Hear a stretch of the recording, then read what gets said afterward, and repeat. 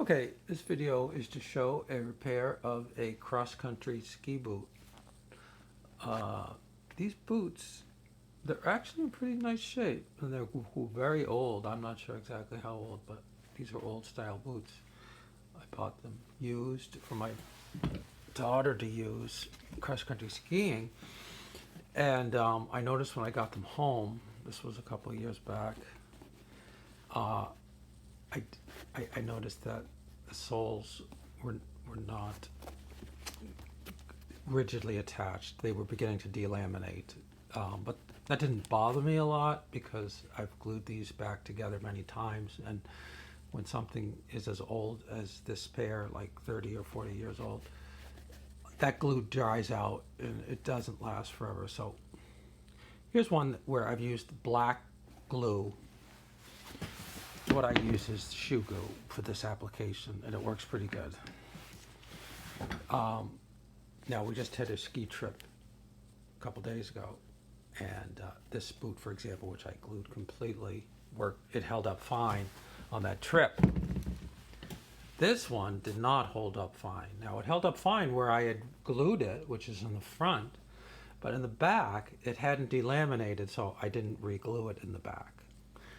The back normally doesn't pull out because it's the front where it's rigidly attached to the ski, and then if you fall, you can get a lot of pressure there, so that's normally where it would start to separate.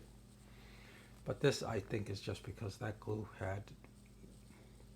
was somehow lost its holding power. So anyway, the good part about it separating in the back is it really doesn't get in the way of your skiing, because the way you ski, you don't really use the back of the boot much.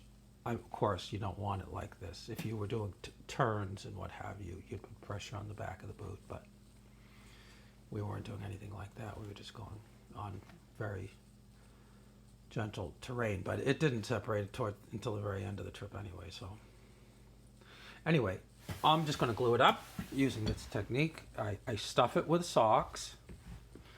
There are more than one way to do this, but this is the way that I like to do it. If you had a person who could stand in it for 24 hours, that would be great. But in lieu of that, I like to fill the cavity with the sock. Then I like to put it in a clamp. This type of clamp I like because the two jaws do not have to be parallel. You can adjust them in such a way as to provide pressure over the entire area. So I'm going to load it up with the glue. Then I'll apply the clamp, and I'll let you see how this goes. Okay. I'm pretty happy with this. You can see the jaws are not perfectly parallel.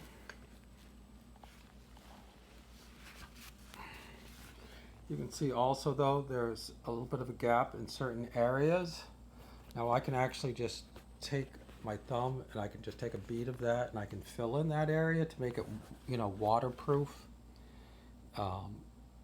Because this material is good for that. It's actually listed as shoe repair and protective coating.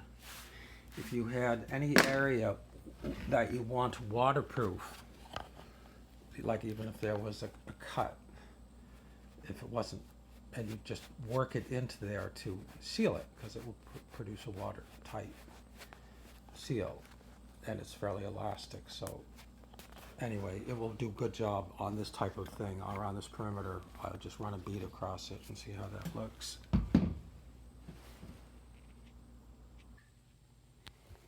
Okay, I just put a bead of that on my finger. I just worked it into that crack all the way around. I couldn't get my finger right in the back, so I just pushed it in with a toothpick. And I would say it looks fine. Normally, after it's dry, any excess on the leather, you can just rub it off. It doesn't damage it at all. It'll rub off after it's dried. But sometimes I just leave it there. You can see this previous repair did not look so nice, but I don't really care what it looks like. Okay? So, there we go. Hopefully, I'll get those back into service.